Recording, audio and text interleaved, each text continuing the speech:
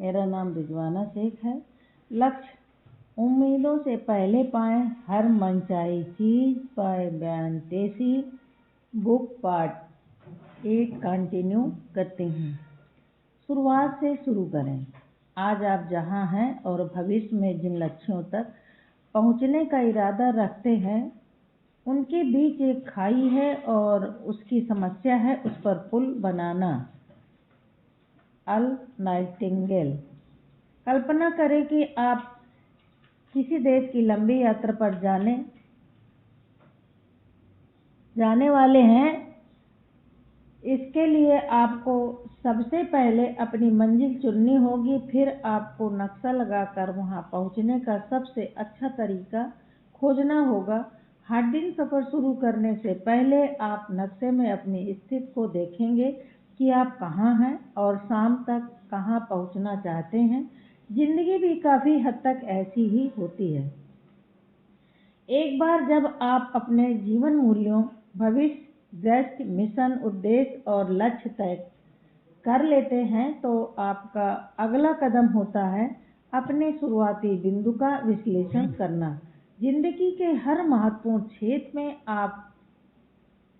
क्षेत्र में आज आप ठीक कहाँ हैं और कैसा कर रहे हैं, खास तौर पर आपके लक्ष्यों के संदर्भ में वास्तविकता सिद्धांत का अभ्यास करें।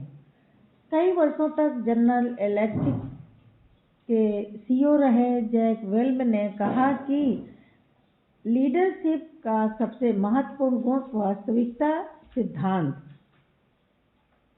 है। उन्होंने इसे इस तरह परिभाषित किया था: दुनिया को इसके असल स्वरूप में देखने की क्षमता उस तरह से नहीं जैसी आप इसे देखना चाहते हैं। वे किसी लक्ष्य या समस्या संबंधी मीटिंग इस सवाल में शुरू करते: वास्तविकता क्या है? पीटर ड्रकर इस गुण को बौद्धिक ईमानदारी कहते हैं। किसी समस्या को सुलझाने या कोई निर्णय लेने से पहले तथ्यों को ठीक उसी तरह देखना जैसे वे हैं। अब्राहम मैस्लो ने लिखा है कि आत्म वास्तविकरण करने वाले व्यक्ति का पहला पुल होता है अपने बारे में पूरी तरह ईमानदार और निष्पक्ष होने की योग्यता। यह आप पर भी लागू होता है। अगर आप अपने सर्वश्रेष्ठ स्वरूप और अपने लिए सचमुच संभव हर चीज हासिल करना चाहते हैं तो आपको अपने और अपनी रवानगी के बिंदु के बारे में निष्ठुरता से ईमानदार होना होगा। आपको बैठकर विस्तार से अपना विश्लेषण करना होगा और यह फैसला करना होगा कि हर क्षेत्र में आज आप ठीक कहाँ हैं। शुरुआत से शुरू करें। मिसाल के तौर पर अगर आपने वजन कम करने का फैसला किया है तो आपका पहला कदम अपना वजन तौलना होगा। उसके बाद आप लगातार उस वजन को इस बात का पैमाना बना लेंगे कि आप अपने लक्ष्य की दिशा में तरक्की कर रहे हैं या नहीं। अगर आपने व्यक्तिगत व्यायाम योजना शुरू करने का फैसला किया है तो आपका पहला कदम यह तय करना है कि आज की तारीख में आप कितना व्यायाम कर रहे हैं। आप हर दिन या हर हफ्ते कितने मिनट व्यायाम कर रहे हैं और कितने उत्साह से। आप किस तरह से व्यायाम कर रहे हैं। आपके जवाब जो भी हों, यह महत्वपूर्ण है कि आप इस मसले में ज़्यादा से ज़्यादा सटीक हों। फिर इस जवाब को शुरुआती बिंदु बनाकर इसके आधार पर भविष्य की व्यायाम योजना बनाएं। अपनी प्रति घंटे की आमदनी तय करें। अगर आप ज़्यादा पैसा कमाना चाहते हैं तो आपका पहला कदम क्या होगा? या ठीक तय करें कि आप इस वक्त कितना पैसा कमा रहे हैं। आपने पिछले साल या उसके पिछले साल कितना कमाया था। आप इस साल कितना कमाएंगे। आप हर महीने कितना कमा रहे हैं। सबसे अच्छा पैमाना यह है कि आज की तारीख में आप हर घंटे कितना कमा रहे हैं।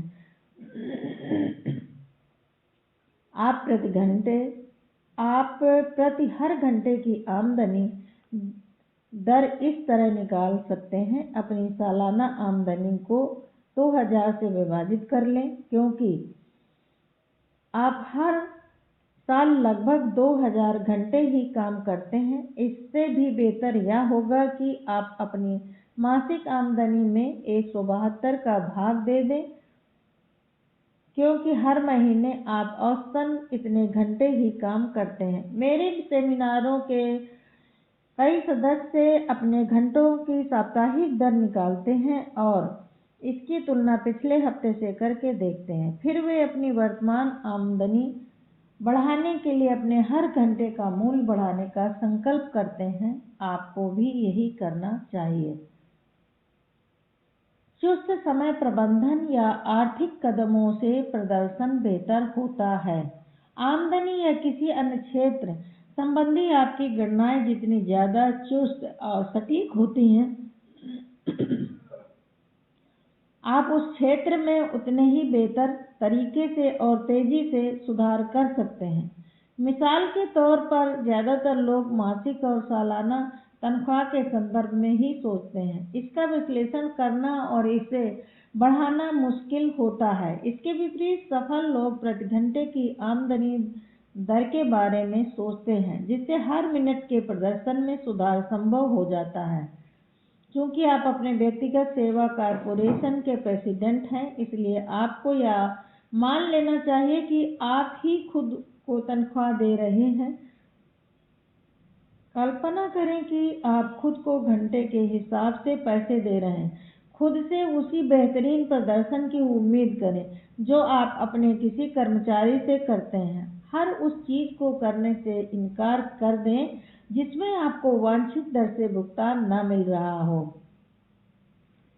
आपकी वर्तमान नेट वर्थ।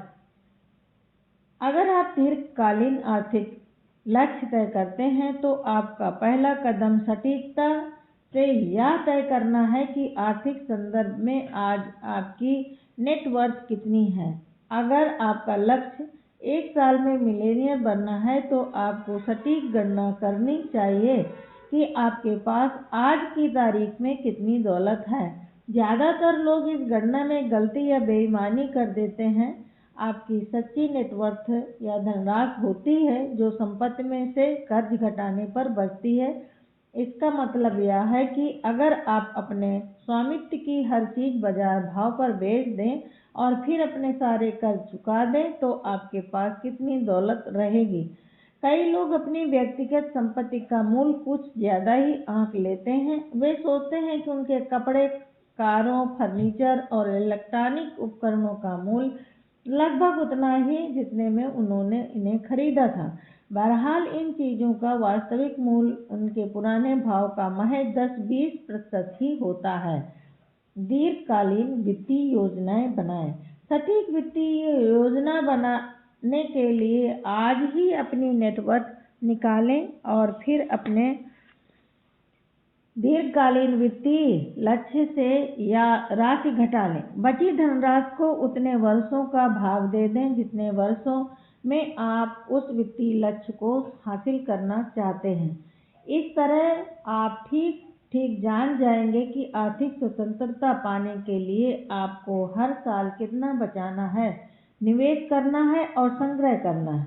आज आप जहां हैं वहां से मनचाही मंजिल तक पहुंचने के लिए क्या आपने पर्याप्त समय आवंटित किया है?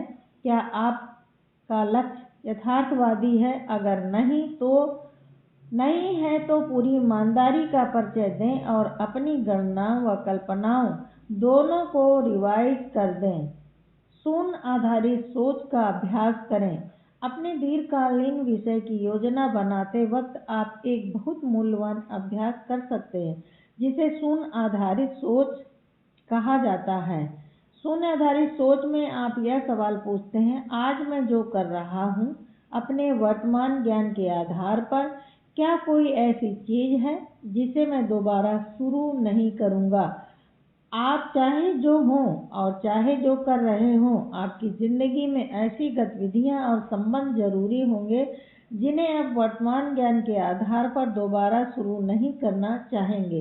अगर आप अतीत में लिए गए निर्णयों से खुद को रोके रखेंगे तो जिंदगी में तरक्की नामुमकिन नहीं तो मुश्किल जरूर हो जाएगी। अगर आपकी ज़िंदगी में कोई ऐसी चीज़ है जिसे आप आज दोबारा नहीं करेंगे तो आपका अगला सवाल यह होना चाहिए, आप उसे कैसे और कितनी जल्दी छोड़ सकते हैं।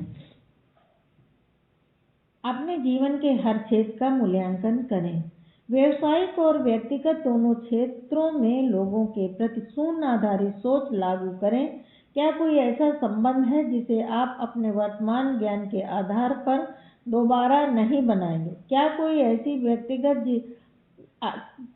ऐसा व्यक्ति है जिसके साथ या जिसके लिए आप आज काम कर रहे हैं लेकिन दोबारा उसके साथ जुड़ना नहीं चाहेंगे?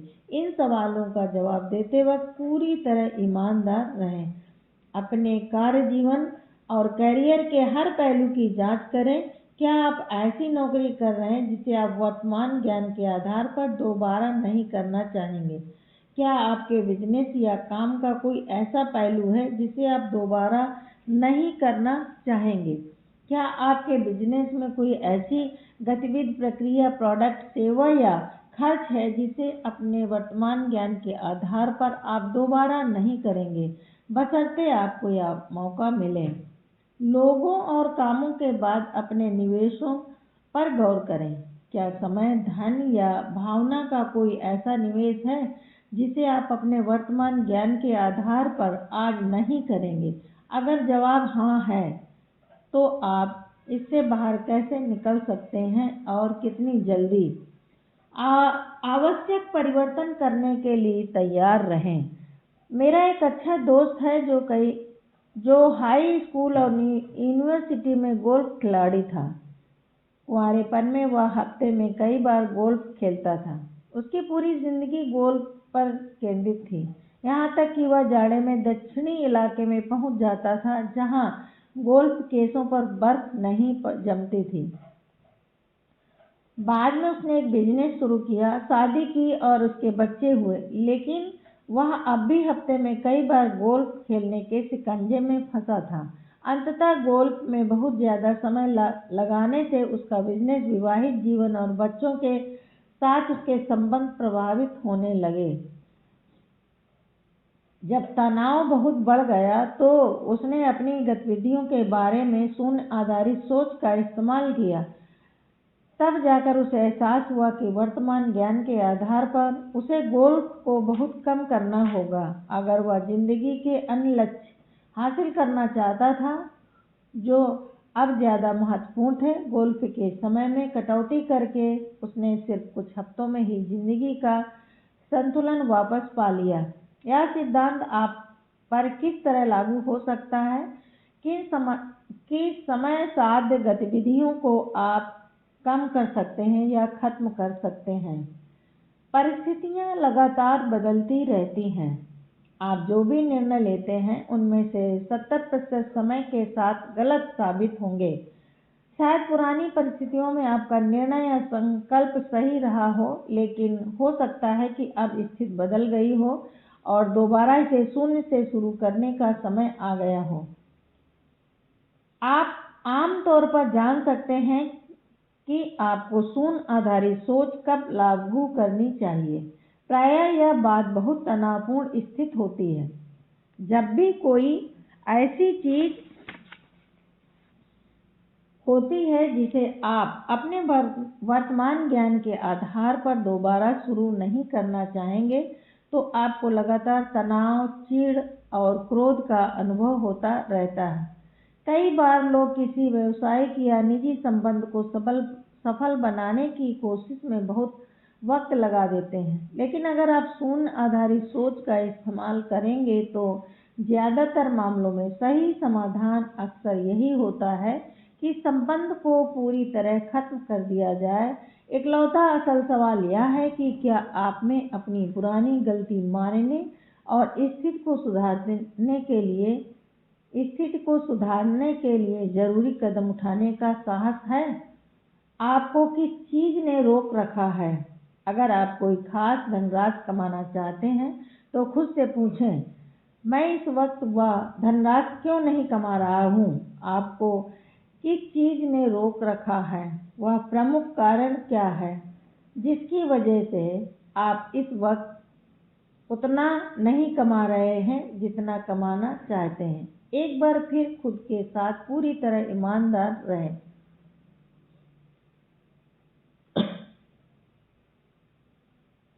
अपने चारों तरफ नजर डालकर ऐसे लोगों को पहचानें जो उतना पैसा कमा रहे हैं जितना आप कमाना चाहते हैं। क्या वे आपसे अलग ढंग से कमा रहे हैं? उन्होंने ऐसी कौन सी खास योग्यता और कुशलताएं विकसित कर ली हैं जिन्हें आप अब तक विकसित नहीं कर पाए हैं? आपको कौन सी योग्यताएं और कुशलताएं हासिल करने की जरूरत है ताकि आप भी उनके जितना पैसा कमा सकें? अगर आपको पक्का पता नहीं है तो उनसे पूछ लें। पता लगाएं यह कितना ज़्यादा महत्वपूर्ण है कि इसे अनुमान या संयोग पर नहीं छोड़ा जाना चाहिए। अपनी योजनाओं और कुशलताओं का स्तर तय करें। अपनी योग्यताओं की सूची बनाएं। सबसे पहले तो अपने काम के प्रमुख परिणाम क्षेत्रों को पहचानें। ये वे काम हैं जिन्हें आपको अपनी नौकरी में उत्कृष्ट तरीके से पूरा करना ही है। पूरी तरह हमेशा वे कौन से काम हैं? हर नौकरी में शायद ही कभी 5-7 से ज़्यादा प्रमुख परिणाम क्षेत्र होते हों। ये काम बेहद महत्वपूर्ण होते हैं। आपको इनमें से हर काम में उत्कृष्ट होना ही चाहिए ताकि आप वह नौकरी अच्छी तरह कर पाएं जिसके लिए आपको तनख्वाह मिलती है। आपको इनमें से हर एक में माहिर होना चाहिए अगर आप उतना पैसा कमाना चाहते हैं जितना कमाने में आप सक्षम हैं। यहाँ एक महत्वपूर्ण खोज यह है, आपकी सबसे कमजोर प्रमुख योग्यता ही उस ऊंचाई को तय करती है जिस पर आप अपनी बाकी सभी योग्यताओं का इस्तेमाल कर सकते हैं और यही अपनी आमदनी तय करती है। हो सकता है कि आप उस कमजोर प्रमुख योग्यता के सिवा बाकी सभी में बेहद उत्कृष्ट हों, लेकिन वह योग्यता आपको हमेशा पीछे रोके रखेगी। नौकरी या काम के किस योग्यता में आप सर्वश्रेष्ठ हैं? कौन सी खास योग्यता या योग्यताएं कैरियर में आपकी वर्तमान सफलता के लिए जिम्मेदार हैं? वह कौन सी चीज है जिसे आप दूसरों से बेहतर करते हैं? अपने सबसे कमजोर क्षेत्रों को पहचानें। एक बार जब आप इन सवालों का जवाब दे लें तो आईने में खुद को देखकर पूछें, मेरे सबसे कमजोर योग्यता क्षेत्र कौन से हैं? वह कौन सा काम है जिसे आप सबसे खराब तरीके से करते हैं और जिससे अन्य योग्यताओं का इस्तेमाल करने में बाधा आती है? किस काम में दूसरे लोग आपसे बेहतर हैं? खास तौर पर आप में किन प्रमुख योग्यताओं की कमी है जो आपकी सफलता के लिए अनिवार्य है? चाहे वे जो भी हों, आपको सटीकता और ईमानदारी से उन्हें पहचानने और फिर हर क्षेत्र में बेहतरीन की योजना बनाने की जरूरत है। हम बाद वाले एक अध्याय में इस बारे में गहराई से बातचीत करेंगे। दोबारा शुरू करने की कल्पना करें। किसी महान लक्ष्य को पाने की यात्रा शुरू करते वक्त आपको कल्पना करनी चाहिए कि आप कभी भी अपना करियर दोबारा शुरू कर सकते हैं। कभी भी अतीत के किसी खास निर्णय द्वारा खुद को ताले में बंद या जाल में फंसे ना रहने दें। भविष्य पर केंद्रित रहें।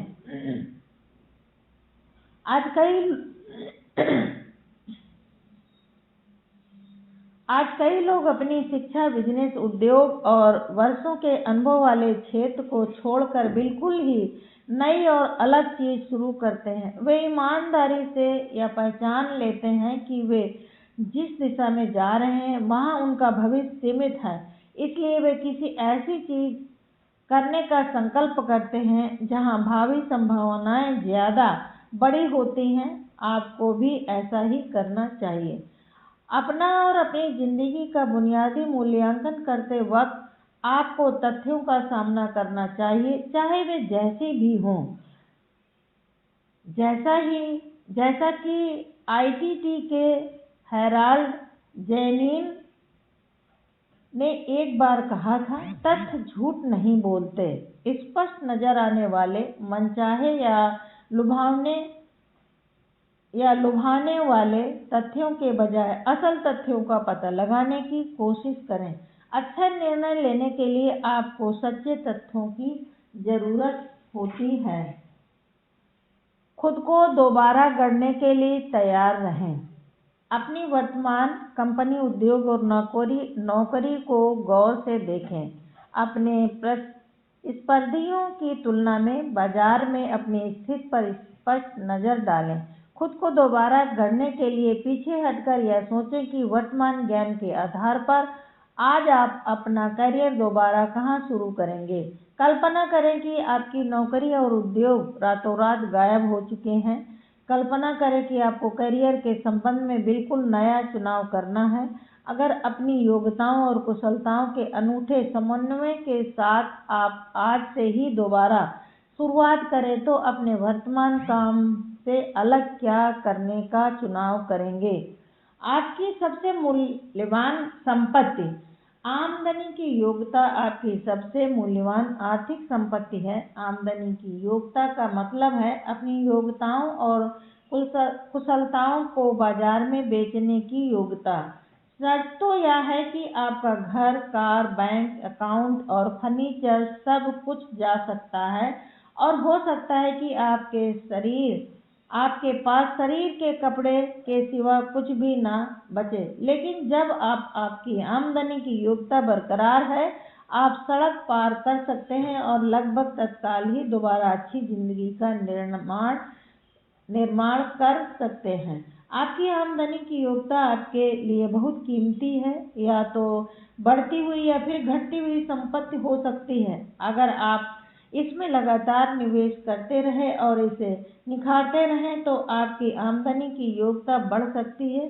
दूसरी ओर, अगर आप इसे गौण मान लें या अतीत के कामों के आधार पर घमंड करने लगें तो यह घट सकती है। संसाधनों का भंडार। खुद को संसाधनों का भंडार माने जो बहुत सी चीजें करने में सक्षम है। आपके पास बहुत सी योग्यताएं, कुशलताएं, ज्ञान, गुण, शिक्षा और अनुभव है। ऐसे बहुत सारे काम और नौकरियां हैं जिन्हें आप बहुत अच्छी तरह कर सकते हैं या सीख सकते हैं। कभी भी खुद को किसी खास कार्य योजना के ताले में बंद ना कर रखें, खास तौर पर अगर आप अपने करियर की वर्तमान दशा और दिशा से खुश नहीं हैं। मानसिक रूप से दोबारा शुरुआत करने की कल्पना करें, जैसे आप अपना करियर नए सिरे से शुरू कर रहे हों। इस दौरान अपने भीतर गहराई तक देखें, कौन सी अच्छी आदतें आपकी मदद कर रही हैं और लक्ष्यों की ओर बढ़ा रही हैं, कौन सी बुरी आदतें आपको पीछे रोके हुए हैं। आपके चरित्र और व्यक्तित्व के सबसे अच्छे गुण कौन से हैं, आपके सबसे कमजोर गुण कौन से हैं। आपको किन नई आदतों और गुणों को विकसित करने की जरूरत है ताकि आप अपनी अधिकतम क्षमता को उजागर कर सकें। और इस बारे में आपकी योजना क्या है, आपको कौन सी बुरी आदतें छोड़नी और उनकी जगह पर अच्छी आदतें रखने की जरूरत है। अच्छे से महान तक जाएं। जिम कॉलिंस ने अपनी बेस्ट सेलिंग बिजनेस पुस्तक गुड टू ग्रेट में कहा है कि अगर आप इन बाधाओं को पहचानना और दूर करना चाहते हैं जो आपको आगे बढ़ने से रोक रही हैं, तो आपके मन में अपने और अपने बिजनेस के बारे में निर्मम सवाल पूछने की इच्छा होनी चाहिए। पूरे उत्साह से अपने लक्ष्यों का पीछा करने के लिए आपको कौन से निर्मम सवाल पूछने चाहिए। जब भी मैं किसी कंपनी के लिए रणनीति योजना बनाता हूँ, जो हम 4 सवालों से अपना सत्र शुरू करते हैं। सबसे पहले तो हम यह पूछते हैं कि हम इस वक्त कहाँ हैं। हम कंपनी के पूरे आंकड़े और जानकारी इकट्ठी करते हैं ताकि हमारे शुरुआती बिंदु की एकदम साफ तस्वीर हमारे सामने आ जाए, खास तौर पर सेल्स, मार्केट पोजीशन और मुनाफे के संबंध में। दूसरा सवाल हम यह पूछते हैं, हमें भविष्य में आदर्श रूप से कहाँ होना चाहेंगे। हम भावी दिशाबद्धता का आदर्शीकरण और अभ्यास करते हैं। हम कल्पना करते हैं कि आने वाले वर्षों में हम कंपनी को जैसा चाहें वैसा बना सकते हैं। हम एक आदर्श सपना तैयार करते हैं कि हर दृष्टि से सफल होने पर कंपनी कैसी दिखेगी। तीसरा सवाल हम यह पूछते हैं कि आज हम जहां हैं वहां कैसे पहुंचे। हमने कौन से सही काम किए, हम कौन से काम अलग करेंगे, अब तक हमारी सबसे बड़ी सफलताएं क्या हैं और वे क्यों मिली। हम किन चीज़ों में असफल हुए और किस वजह से। जैसा जॉर्ज सत्यायन ने लिखा था, जो लोग अतीत को याद नहीं रख पाते वे उसे दोहराने के लिए अभिशप्त होते हैं। चौथा सवाल जो हम पूछते हैं वह हमेशा यही होता है, हम अपनी वर्तमान स्थिति से अपनी मनचाही मंजिल तक पहुंचने के लिए इस वक्त क्या कर सकते हैं। अपने अनुभव के आधार पर हमें कौन से काम ज़्यादा करने चाहिए और कौन से कम। हमें कौन से काम शुरू करने चाहिए जिन्हें हम आज नहीं कर रहे हैं। हमें कौन से काम पूरी तरह छोड़ देने चाहिए। अपनी खुद की रणनीतिक योजना बनाएं। अच्छी खबर यह है कि अगर हम पहले 3 सवालों के सटीक जवाब दे देते हैं तो रणनीतिक योजना या ब्लूप्रिंट ज़्यादा आसानी से बन जाता है। अगर योजना बनाने से पहले हम यह स्पष्ट नहीं करते कि हम कहाँ हैं या हम वहाँ कैसे पहुँचे हैं तो बड़ी मुश्किल हो जाती है। एक पुरानी कहावत है, अच्छी शुरुआत का मतलब है आधा काम होना। डॉक्टर कहते हैं, सटीक निदान यानी आधा उपचार। अपने लक्ष्य की ओर यात्रा शुरू करने से पहले अपनी स्थिति के हर पहलू का ईमानदारी से मूल्यांकन करने से आपका महीनों यहाँ तक कि वर्षों का समय बचेगा। कई मामलों में तो यह आपको मजबूर कर देगा कि आप श्रेष्ठ विश्लेषण और ज्ञान की रोशनी में अपने लक्ष्यों का दोबारा मूल्यांकन करें। इससे आपके लक्ष्य तेजी से हासिल होने लगेंगे, बशर्ते आप काम शुरू कर दें। शुरुआत से शुरू करें। अपने प्रमुख लक्ष्यों के संबंध में अपनी वर्तमान स्थिति की वास्तविकता की जांच करें। आप इस वक्त कहाँ हैं और कहाँ पहुँचना चाहते हैं। अपनी जिंदगी के हर क्षेत्र में शून्य आधारित सोच के सिद्धांत को लागू करें। आप आज ऐसा क्या कर रहे हैं जिसे आप वर्तमान ज्ञान के आधार पर दोबारा नहीं करना चाहेंगे। अपने जीवन का पूर्ण आर्थिक विश्लेषण करें। आप आज कितना कमा रहे हैं और आपकी नेटवर्थ कितनी है। इन क्षेत्रों में आपके लक्ष्य क्या हैं। अपना और अपनी काम संबंधी योग्यताओं का पूरा विश्लेषण करें। आप कहाँ अच्छे हैं, कहाँ सुधार की जरूरत है। ठीक तय करें कि आप हर घंटे कितना कमाते हैं और उसे कमाने के लिए क्या करते हैं। आगे आने वाले महीनों में हर घंटे की आमदनी दर बढ़ाने के लिए आपको क्या करना होगा। कल्पना करें कि आपका भविष्य हर मायने में आदर्श हो चुका है। उस सपने को साकार करने के लिए आपको क्या होने, बनने या करने की जरूरत है। Thank you.